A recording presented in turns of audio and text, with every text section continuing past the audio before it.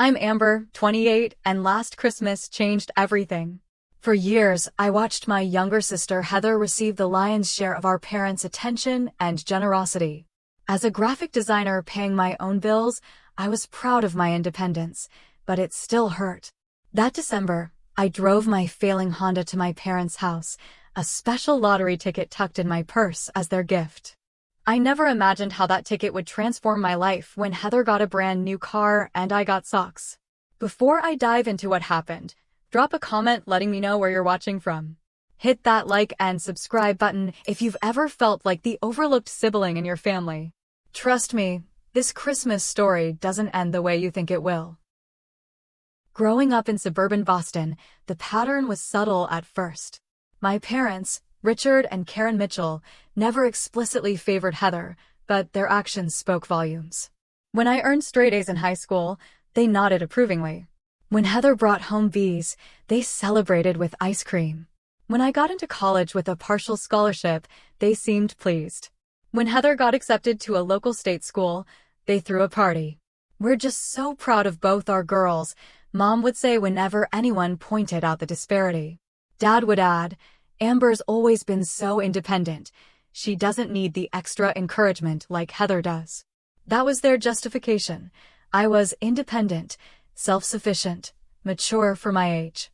These sounded like compliments, but they became excuses for giving me less attention, less support, and yes, fewer resources.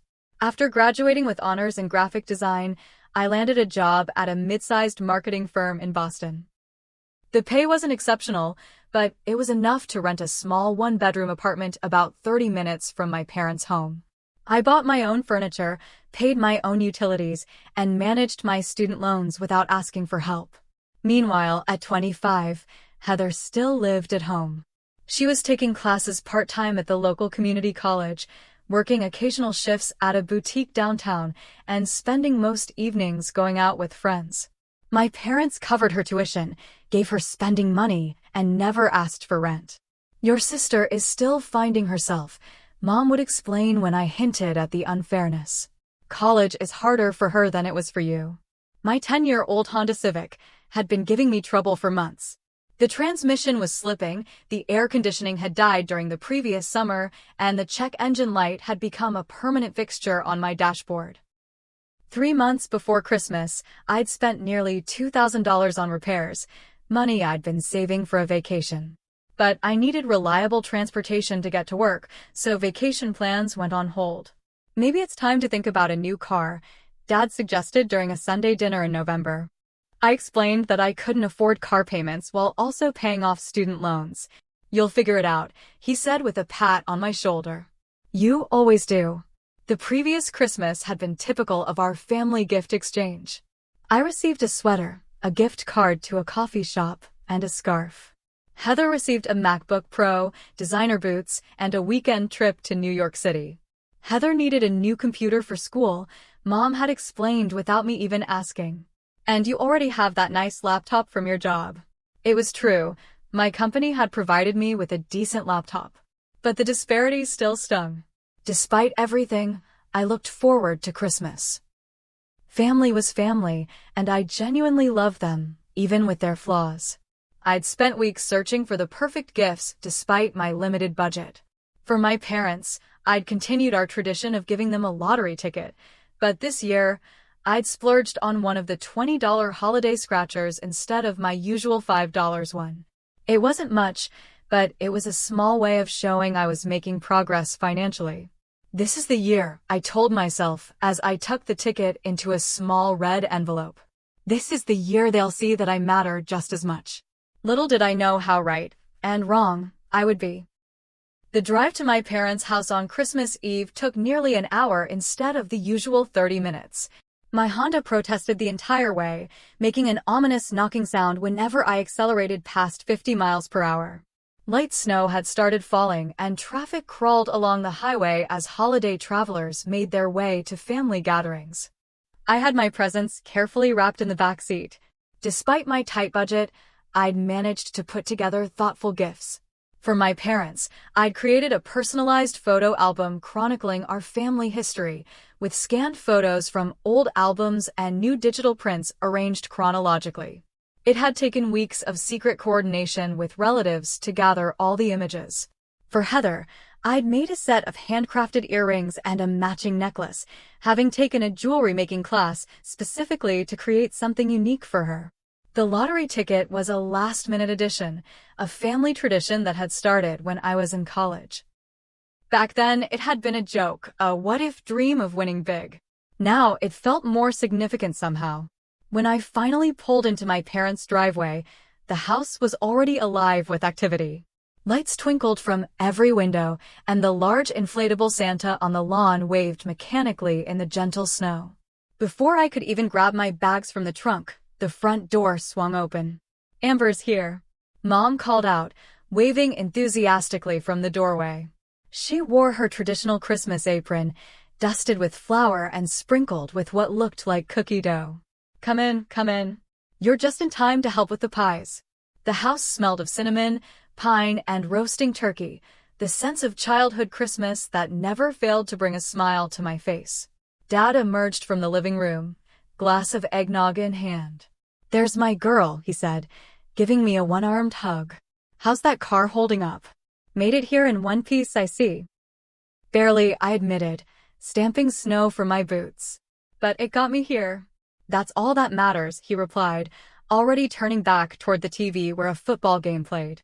"Your Aunt Jessica and Uncle Greg are in the kitchen with your mom. The Johnsons are coming later, and your cousin Taylor brought her new boyfriend." I made my way to the kitchen, where Aunt Jessica immediately enveloped me in a perfumed embrace. "Look at you, all grown up and professional," she said, holding me at arm's length. "Still driving that old Honda, though?" I saw it sputtering in the driveway. "You know, your cousin Michael just got a great deal on a lease." "The Honda's fine," I said with a forced smile. "Just needs a little TLC." Uncle Greg chuckled from his seat at the breakfast bar. "TLC and probably a new transmission. Cars aren't meant to last forever, kiddo." Mom handed me an apron. "Amber's doing just fine. She's always been so responsible with her money, haven't you, honey?" Not everyone needs a new car every few years. I tied the apron around my waist, wondering if Mom's comment was directed at Uncle Greg's tendency to lease new vehicles regularly, or if it was her way of justifying why they hadn't helped me with my car situation. "Where's Heather?" I asked, changing the subject as I began rolling out pie dough. "Oh, she's running late," Mom said with a fond smile. "You know your sister. She texted a while ago saying she was finishing up some last-minute shopping." Of course she was. Heather was chronically late to family gatherings, but instead of frustration, her tardiness was met with indulgent smiles and comments about her busy social life. I was elbow-deep in apple pie filling when the front door burst open, accompanied by Heather's melodic laugh and the rustle of shopping bags. "I'm here," she announced, as if her arrival was the official start of Christmas. "And I brought dessert from Magnolia Bakery." Mom rushed to help her with the bags. "Oh, sweetheart, you didn't have to do that. I know how busy you've been." Dad emerged from the living room again, this time with a much more enthusiastic greeting than I'd received. "There's my Christmas angel. Come give your old man a hug." Heather dramatically dropped her bags and launched herself into Dad's arms. At 25, my sister still had the ability to transform into a daddy's girl at the drop of a hat. With her perfectly highlighted hair, designer jeans, and an expensive-looking new coat, she looked like she'd stepped out of a Christmas catalog. "I got stuck in the worst traffic," she explained as she shed her coat, revealing a festive red sweater that looked brand new. "And then the lines at the mall were insane. But I couldn't show up without presents for everyone." "You already got everyone presents last week," Mom reminded her, gesturing to the pile of beautifully wrapped packages under the tree, packages I knew my parents had funded. "These are extras," Heather said with a wink. "Just a few little things I saw and couldn't resist." Dinner preparation continued, with Heather flitting between helping and socializing, while I steadily worked on the pies, sides, and table setting. The extended family arrived, the Johnsons from next door, cousin Taylor with her new boyfriend Chad, and my dad's work colleague Bill with his wife Susan. During dinner, conversation flowed easily, punctuated by Heather's animated stories about her friends, her classes, and her plans for the future. When asked about my work, I started to explain an exciting new campaign I was designing, but was quickly interrupted by Uncle Greg. Speaking of design, Heather, didn't you say you were thinking of taking some art classes next semester? He asked, effectively redirecting the conversation back to my sister. Oh yeah, I'm thinking of maybe minoring in graphic design, Heather said, glancing at me.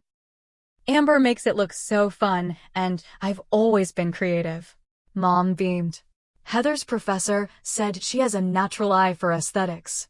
She got an A on her visual arts elective last semester.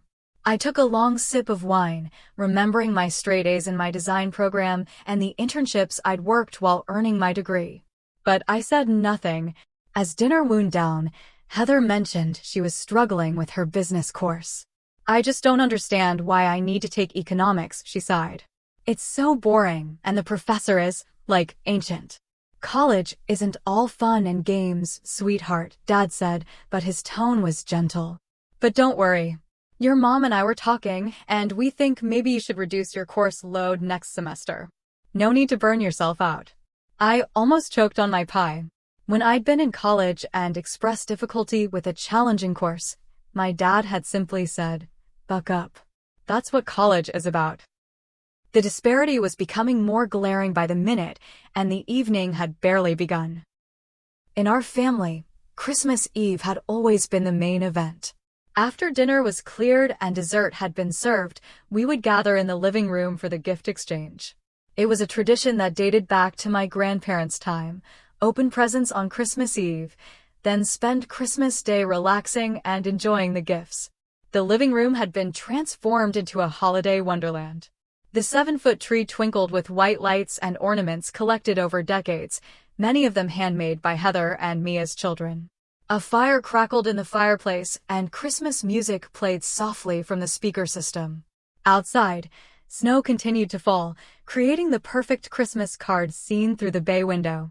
Everyone found seats, the adults on couches and chairs, the younger kids. Taylor's boyfriend had brought his 10-year-old sister on cushions on the floor. Dad took his position by the tree, assuming his annual role as Santa, distributing gifts one by one. As always, we go youngest to oldest, he announced, a policy that meant Heather had always opened her gifts before me throughout our lives. I sat on the window seat, slightly removed from the main circle, my glass of wine providing liquid courage for what I suspected would be another exercise in masked disappointment. The red envelope with the lottery ticket felt heavy in my sweater pocket. Dad began distributing gifts, starting with Chad's little sister Emma, who received books and toys from various family members. My gift to her, a handmade friendship bracelet kit, earned me a genuine smile of delight. When it came time for my presents to be opened, I watched nervously as each recipient unwrapped their gifts. The photo album for my parents received appreciative nods, but was quickly set aside. "We'll look through it later, honey," Mom promised, already reaching for the next package. The handcrafted jewelry for Heather earned a quick "thanks, sis, it's cute" before she moved on to a much larger package from our parents. In contrast, Heather's gifts: expensive perfume for Mom, a premium whiskey set for Dad, designer scarves for the aunts and uncles, were met with exclamations of delight and multiple thanks. I knew without asking that our parents had funded these from Heather gifts, as they did every year. Then came the moment for me to open my presents. From Heather, I received a generic bath set that still had the clearance sticker partially visible on the bottom. From my parents, I unwrapped a pair of fuzzy socks, a coffee shop gift card for $25, and a knit hat. "Thanks," I said, trying to sound grateful. "The hat will come in handy for sure." "It's wool," Mom pointed out. "I know how cold your apartment gets in winter." I nodded, thinking of how I kept my thermostat low to save on heating bills. My parents knew this because I'd mentioned it during Thanksgiving, explaining why I couldn't stay longer because I needed to get back to adjust my programmable thermostat so my pipes wouldn't freeze. Neither of them had offered to help with my heating bill, though they paid all of Heather's utilities. Now, Dad said with a dramatic flair, I think there's one more special gift here somewhere. He made a show of looking behind the tree, then produced a small box wrapped in silver paper with a delicate blue bow. Here it is. For Heather, from Mom and Dad. The room went quiet as Heather accepted the small box, her eyes wide with anticipation. She carefully removed the bow and unwrapped the paper, revealing a velvet jewelry box. When she opened it, instead of jewelry, a single car key rested on the satin interior. For a moment, she looked confused. Then realization dawned on her face. No way, she whispered, looking up at our parents. No way. Mom was already crying, happy tears streaming down her face. Dad was beaming with pride. It's out front, he said. Merry Christmas, Princess. The entire gathering moved en masse to the front door. Dad threw it open to reveal a brand new SUV in the driveway, complete with an enormous red bow on the roof. The snowfall provided the perfect backdrop for the gleaming white vehicle. It's a Lexus NX, Dad announced proudly. All-wheel drive for safety, all the latest features, and excellent fuel economy. Heather screamed with delight and ran out into the snow, not even bothering with a coat. The family followed, exclaiming over the vehicle's features as Heather jumped into the driver's seat and began exploring the interior. I stood frozen in the doorway, unable to move. The contrast was so stark it was almost comical. Fuzzy socks and a coffee gift card for me, a luxury SUV for my sister. My ancient Honda sat just a few feet away from Heather's new Lexus, looking even more pathetic by comparison. No one seemed to notice I wasn't participating in the celebration. They were all gathered around the car, watching as Heather adjusted seats and mirrors and tested the sound system. I quietly stepped back into the house, my chest tight with emotion. In the empty living room, discarded wrapping paper littered the floor. I picked up my modest gifts and placed them in my overnight bag. The red envelope with the lottery ticket seemed to mock me from my pocket. I headed to the bathroom, locking the door behind me. In the mirror, my reflection showed a woman trying desperately not to cry, mascara already beginning to smudge at the corners of my eyes. Don't, I whispered to myself. Don't give them the satisfaction. But the tears came anyway, hot and angry, streaming down my face as I sat on the edge of the bathtub. Outside, I could hear the continued exclamations of delight and the occasional honk of a car horn as Heather presumably tested out her new toy. I stayed in the bathroom until I heard everyone come back inside, laughter and excited chatter filling the house again. After splashing cold water on my face and reapplying my makeup, I rejoined the gathering with a practiced smile. No one asked where I'd been. Christmas morning dawned bright and cold, sunlight reflecting off the fresh snow outside. I'd barely slept, tossing and turning in my childhood bed, replaying the previous evening's events in my mind. The lottery ticket remained in its red envelope, still unfulfilled in its purpose. I'd been too upset to give it to my parents after the car reveal. Downstairs, the family was already gathered for breakfast. Mom had prepared her traditional Christmas morning spread, cinnamon rolls, egg casserole, bacon, and mimosas. Heather was regaling everyone with her plans for her new car. I'm going to take a road trip to New York with Madison and Kylie, she was saying as I entered the kitchen. The sound system is amazing, and it has this cool feature where it keeps you in your lane if you start to drift. Safety first, Dad said approvingly, refilling his coffee cup. That's why we chose that model. All the latest safety features. Good morning, I said, forcing brightness into my voice. Merry Christmas. Merry Christmas, honey, Mom replied, sliding a plate toward me. Sleep well. Before I could answer, Heather jumped in. I barely slept at all. I was too excited about the car. I kept looking out the window to make sure it was really there. Well, you'd better get used to it. Dad chuckled. It's all yours, payments and all. Well, we're covering the insurance, of course. I nearly choked on my coffee. You're covering her insurance too?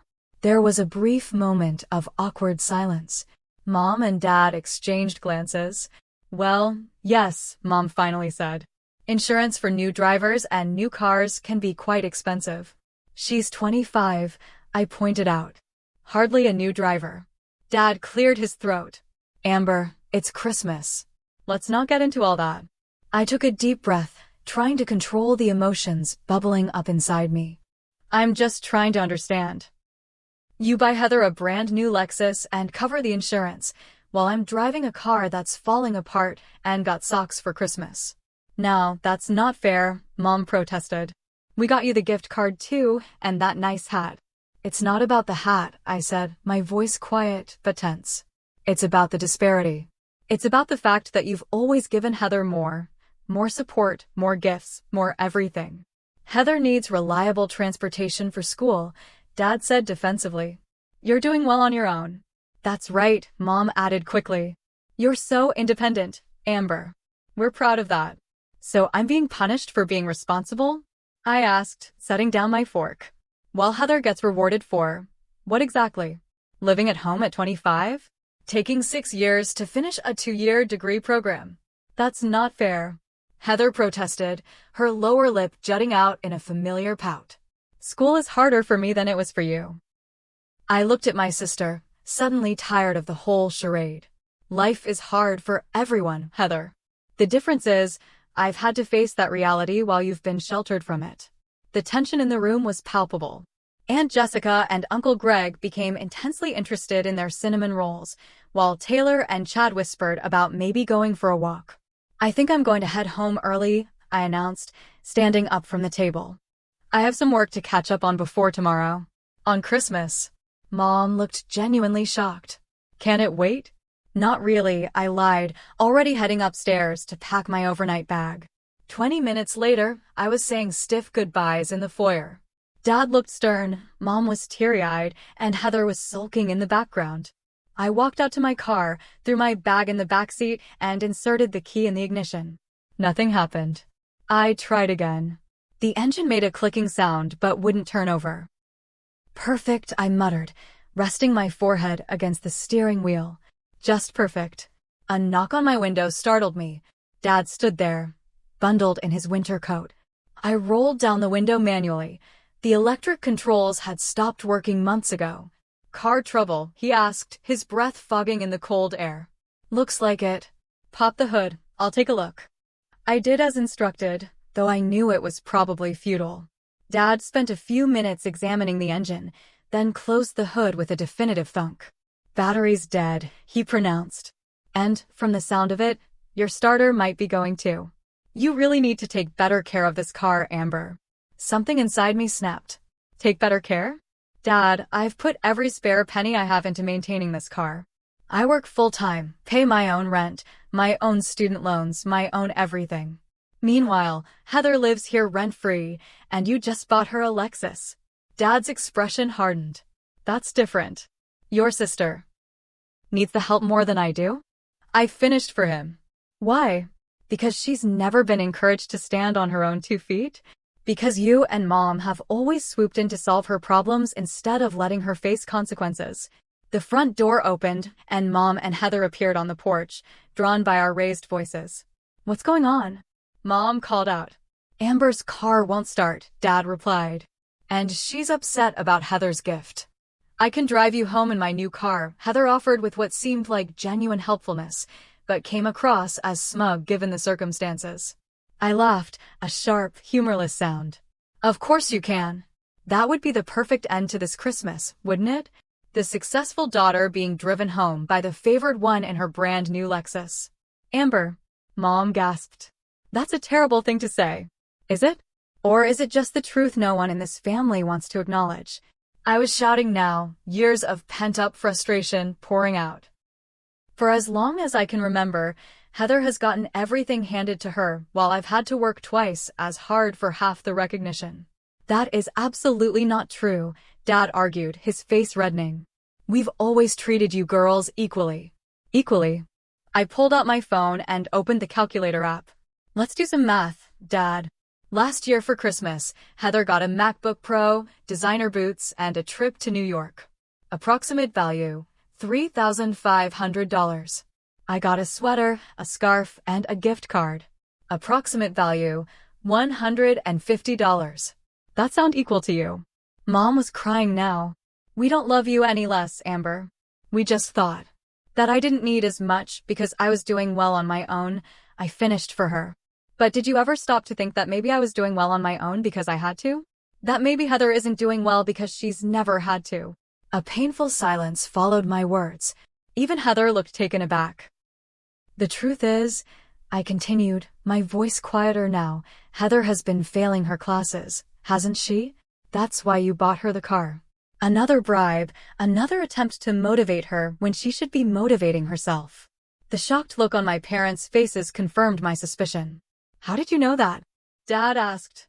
I didn't for sure until just now, I admitted. But it fits the pattern. Heather struggles, you throw money and gifts at the problem instead of addressing the actual issues. Heather's face had turned crimson. That's not fair. I've been trying really hard. Have you? I challenged her. Or have you been coasting, knowing Mom and Dad will always bail you out? That's enough, Dad said firmly. Amber, you're upset about your car, and I understand that. But this attitude is completely unappreciated after everything we've done for you. Everything you've done for me? I repeated incredulously. Dad, I put myself through college with scholarships and loans. I found my own apartment, bought my own car, built my own career. What exactly have you done for me lately? The hurt on his face made me regret my words immediately, but there was no taking them back. I'm calling a rideshare, I said, grabbing my phone again. I'll have someone come look at the car later this week. Don't be ridiculous, Mom protested. You can't leave like this. It's Christmas. Watch me, I replied, opening the rideshare app. As I waited for confirmation of my ride, my hand brushed against the red envelope in my pocket. The lottery ticket. In my anger, I pulled it out and tore it open. What's that? Heather asked. It was supposed to be Mom and Dad's Christmas gift, I explained, holding up the gold and red holiday scratcher. A tradition. Almost defiantly, I began scratching off the coating with my thumbnail. The symbols revealed themselves one by one. 3 matching snowflakes. Then 3 matching bells in another row. I kept scratching, barely registering what I was seeing until all the squares were revealed. Oh my God, I whispered, staring at the ticket. What is it? Mom asked, stepping closer. I looked up at my family, standing in the snow-covered driveway, and felt a strange calm wash over me. I won, I said simply. $50,000. The rideshare driver, a middle-aged woman named Marlene with a soothing voice and a car that smelled of vanilla air freshener, seemed to sense I wasn't in a chatty mood. She made a few pleasant comments about the beautiful Christmas weather, then left me to my thoughts as we drove through the snow-dusted streets of suburban Boston toward my apartment. In my lap, the lottery ticket felt impossibly light for something worth $50,000.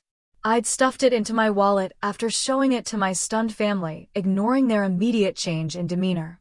Dad had suddenly offered to jumpstart my car. Mom had insisted I stay for Christmas dinner. Even Heather had become solicitous, offering to help me research how to claim the winnings.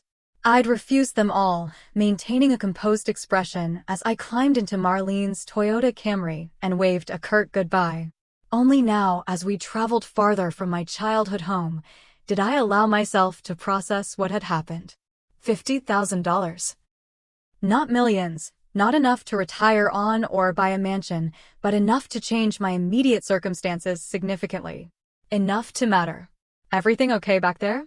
Marlene asked, meeting my eyes briefly in the rearview mirror. You look like you've seen a ghost. I realized I'd been staring out the window with my mouth slightly open for the past 10 minutes. I just won some money, I said, surprising myself with the admission. On a lottery ticket. Marlene's eyebrows shot up. No kidding. That's amazing. Christmas miracle, huh? Something like that, I replied, a small smile finally finding its way to my lips. I was going to give the ticket to my parents, but then, things happened.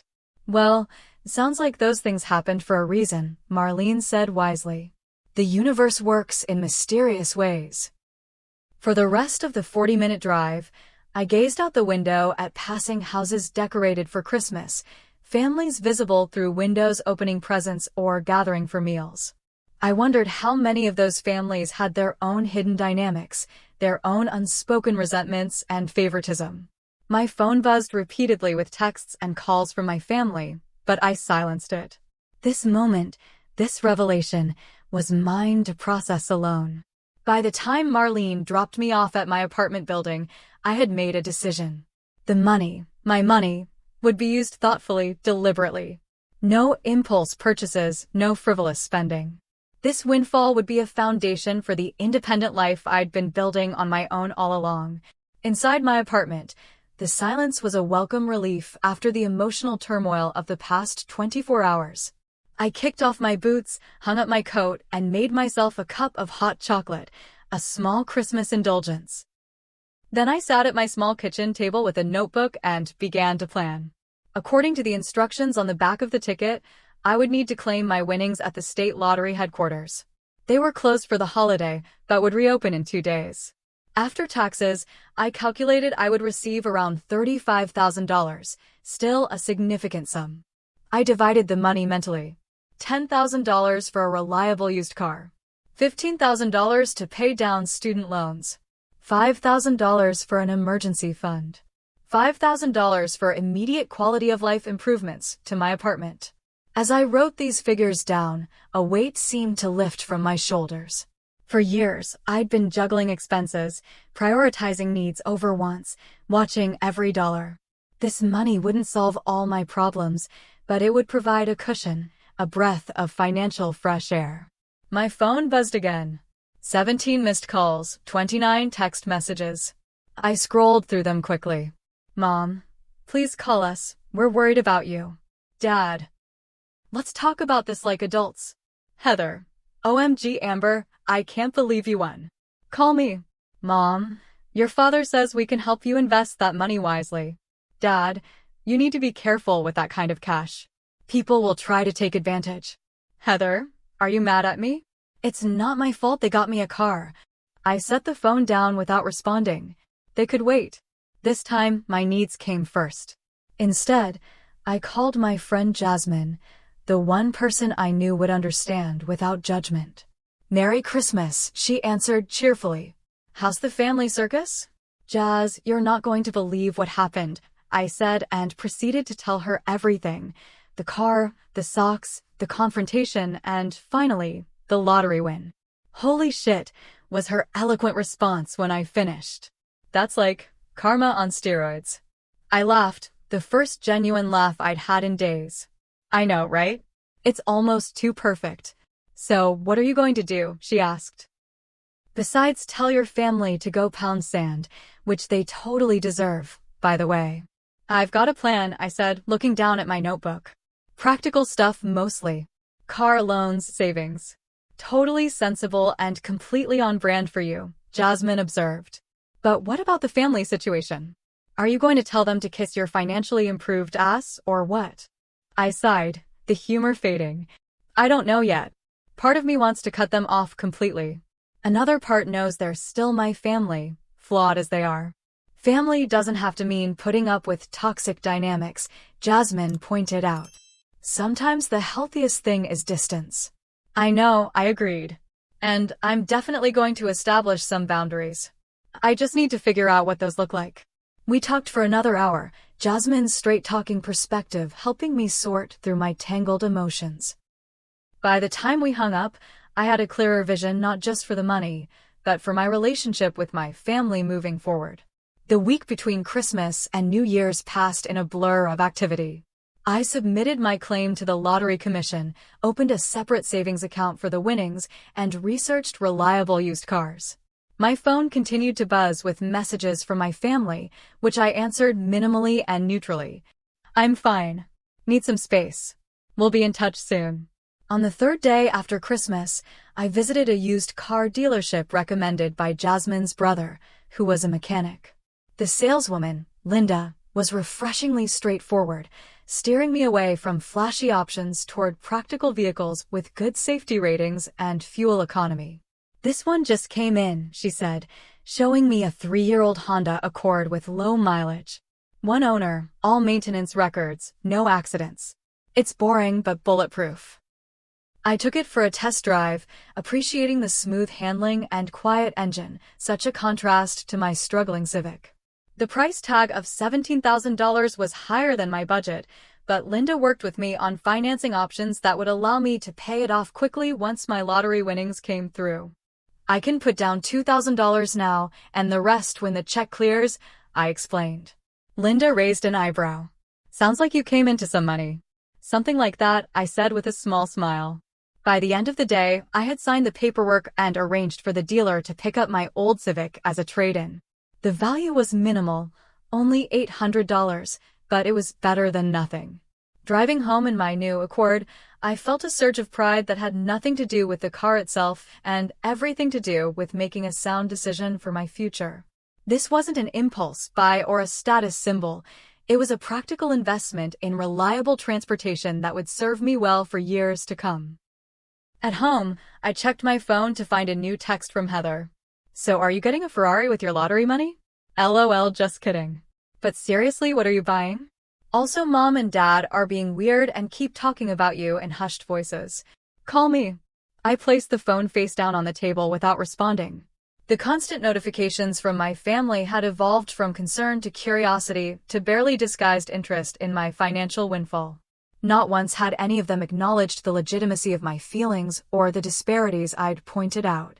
A week after Christmas, as I was arranging for a company to come retrieve my old furniture, I decided to upgrade my sagging couch and rickety dining set with some of the quality of life portion of my winnings. My doorbell rang. I wasn't expecting anyone, and a glance through the peephole revealed the last people I expected to see, my parents, standing awkwardly in the hallway of my apartment building. For a moment, I considered pretending I wasn't home. But they had likely seen the lights on from outside, and my new car, was visibly parked in my assigned spot. Taking a deep breath, I opened the door. Mom, Dad, this is unexpected. My voice sounded calmer than I felt. They stood there looking uncomfortable, Mom clutching her purse with white knuckles, Dad with his hands thrust deep in his coat pockets. Neither seemed to know quite what to say now that they were actually face to face with me. Can we come in? Mom finally asked. It's rather cold in the hallway. I stepped aside, allowing them to enter my small apartment. Their eyes immediately began cataloging the changes. The new charcoal gray sofa that had replaced my thrift store find.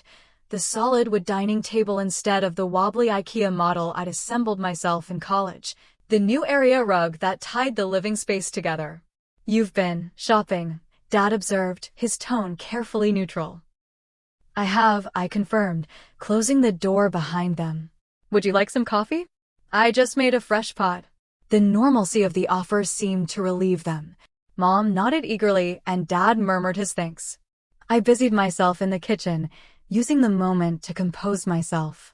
Their unexpected appearance had caught me off guard, but I was determined to maintain the emotional boundaries I'd been establishing over the past week. Your place looks nice, Mom commented as I handed her a mug. Very adult. It's always been adult, Mom, I replied. You've just never really looked before. She flinched slightly but didn't argue the point. Instead, she took a sip of coffee and glanced at Dad, clearly hoping he would take the conversational lead. We've been worried about you, Amber, he said, settling into one of my new dining chairs.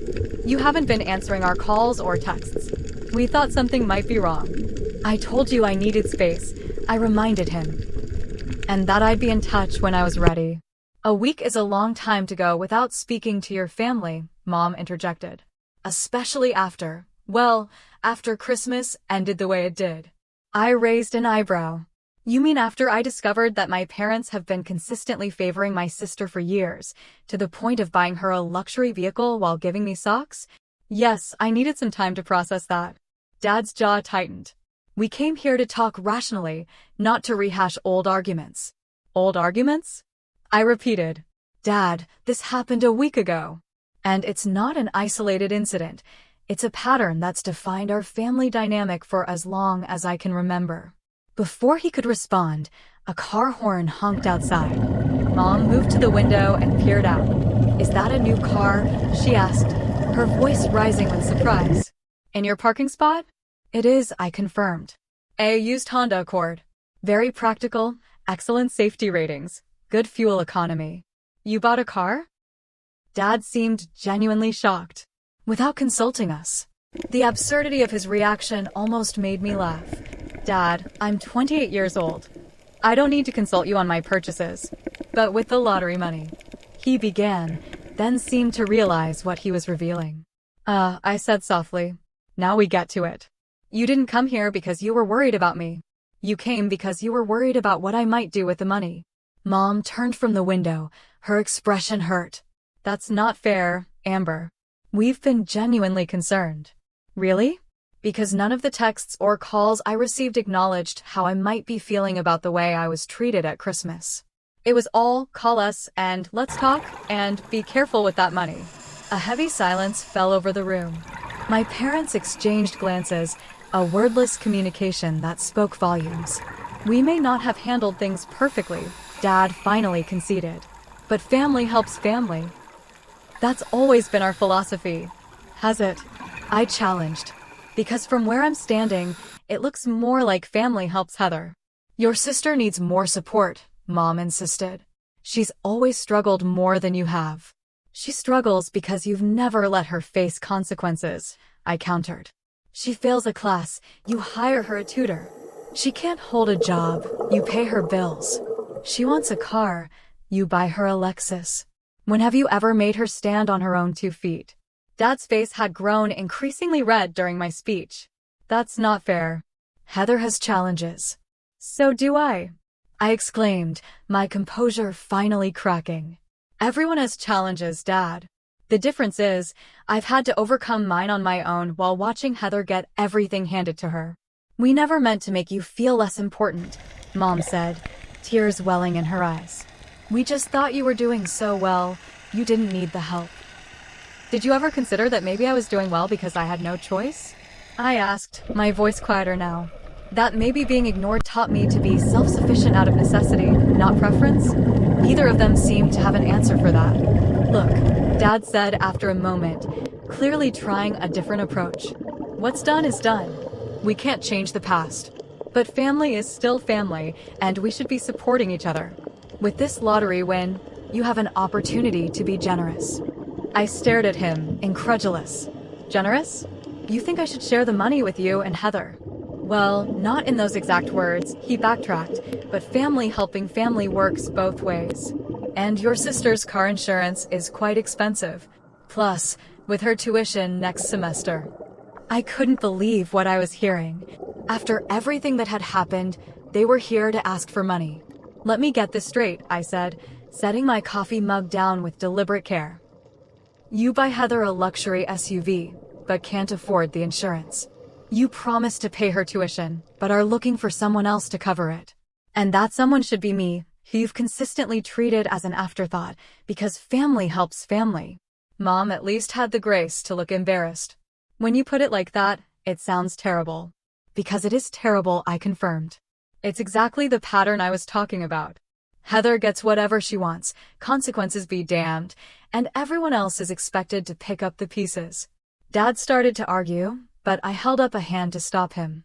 I've thought a lot about our family this past week, I continued. About my place in it, about the dynamics that have shaped us. And I've come to some decisions. I took a deep breath, centering myself before the words that would change our relationship forever. I'm not giving you or Heather any money. Not for insurance, not for tuition, not for anything.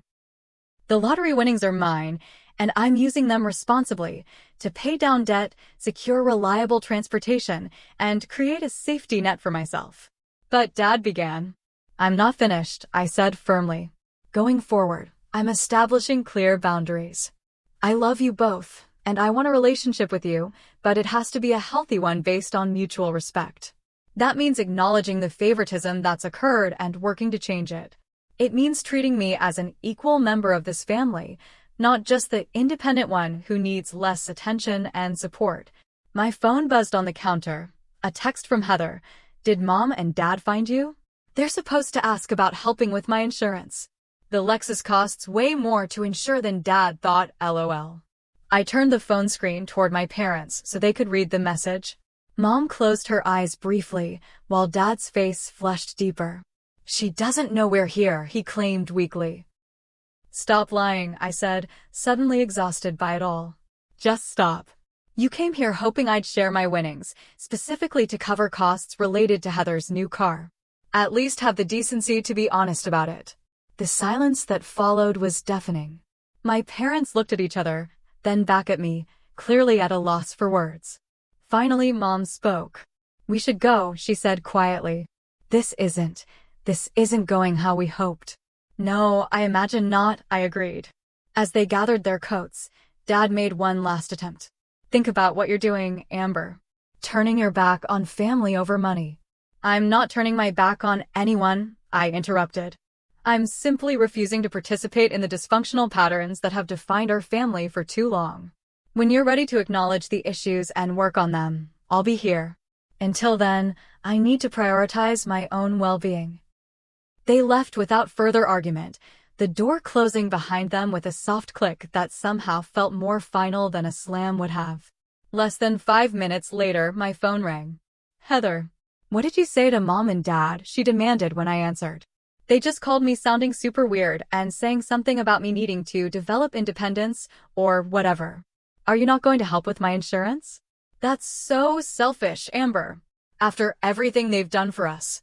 Goodbye, Heather, I said calmly and ended the call. For the first time in years, perhaps ever, I felt truly in control of my relationship with my family. It wasn't about the money, it never had been. It was about respect, equality, and healthy boundaries. Things that should have been present all along, but now I had the courage to demand them. 6 months passed, bringing summer sunshine to replace winter's chill.